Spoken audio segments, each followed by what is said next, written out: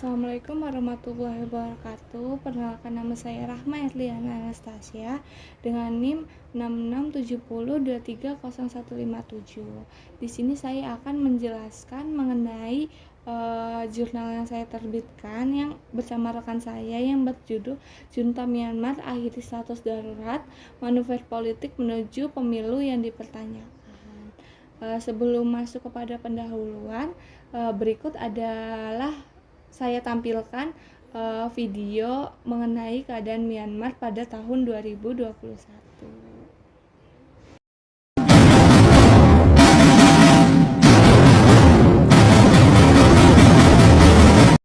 Masuk kepada pendahuluan. Pada tanggal 31 Juli 2025 kemarin, Junta Myanmar secara resmi dikenal sebagai Dewan Administrasi Negara atau State Administration Council telah resmi mengakhiri status darurat negara yang diberlakukan sejak kudeta militer pada 1 Februari 2021. Nah, kudeta tersebut telah menggulingkan pemerintahan sipil yang dipimpin oleh Aung San Suu Kyi dan Partai Liga Nasional atau NLD yang dengan dalih adanya kecurangan dalam pemilu yang dilakukan pada November 2020.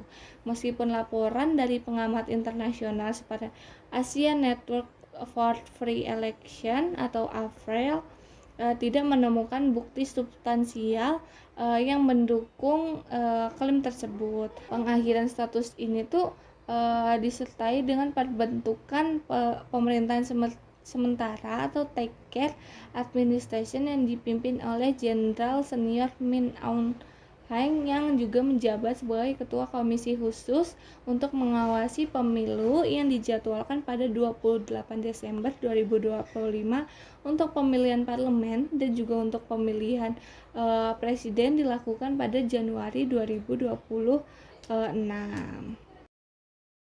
Selanjutnya masuk kepada teori, di mana saya menggunakan teori realisme politik dari Morgenthau, di mana itu adalah suatu pendekatan utama dalam ilmu hubungan internasional dan juga ilmu politik yang menekankan bahwa politik baik domestik maupun internasional selalu didorong oleh perebutan kekuasaan dan juga kepentingan nasional. Di sini saya memakai 3 indikator. Yang pertama itu ada balance of power atau keseimbangan kekuatan, lalu ada self interest dan juga and survival yaitu kepentingan diri dan juga keberlangsungan hidup. Lalu yang terakhir ada internasional anarki atau anarki internasional. Setelah pendahuluan dan juga teori, masuklah kepada pembahasan, di mana di sini saya akan membahas latar belakang historis dan juga alasan pencabutan status darurat. Nah, status darurat ini kan diakhiri pada Juli 2025. Nah, awalnya dideklarasikan berdasarkan pasal 417 Konstitusi 2008 yang disusun oleh militer untuk memberikan mekanisme intervensi darurat dalam situasi yang dianggap mengancam stabilitas nasional. Nah, pengakhiran darurat ini didorong oleh beberapa faktor. Yang pertama yaitu junta mengalami kekalahan militer signifikan terhadap kelompok etnis bersenjata. Lalu yang kedua itu ada sesuai dengan Konstitusi 2008, pemilu harus diadakan dalam waktu 6 bulan setelah pencabutan darurat yang menjelaskan urgensi pengumuman tersebut. Lalu yang ketiga ada tekanan ekonomi akibat sanksi internasional dan juga krisis mata uang yang melemahkan junta dan juga mendorong untuk mencari legitimasi melalui pemilu yang dikendalikan. Pengakhiran darurat ini tidak sepenuhnya mencabut kendali militer. Darurat militer ini tetap berlaku di 9 dari 19 wilayah administrasi. politik junta dan persiapan pemilu. Manuver politik junta ini terlihat jelas dalam persiapan pemilu 2025 yang dimana hanya dilaksanakan di 102 township atau kota dari total 330.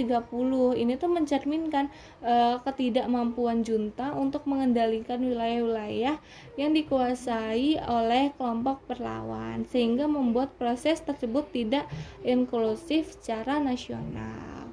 Nah, Min Aung Hlaing secara terbuka mengakui pada Oktober 2025 bahwa pemilu tidak akan mencakup seluruh negara karena konflik yang sedang berlangsung.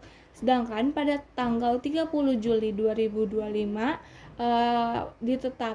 diberlakukan hukuman penjara hingga 10 tahun atau bahkan hukuman mati bagi siapapun yang dianggap penghalang proses elektoral. Itu secara terang-terangan membungkam oposisi dan juga protes dari warga sipil.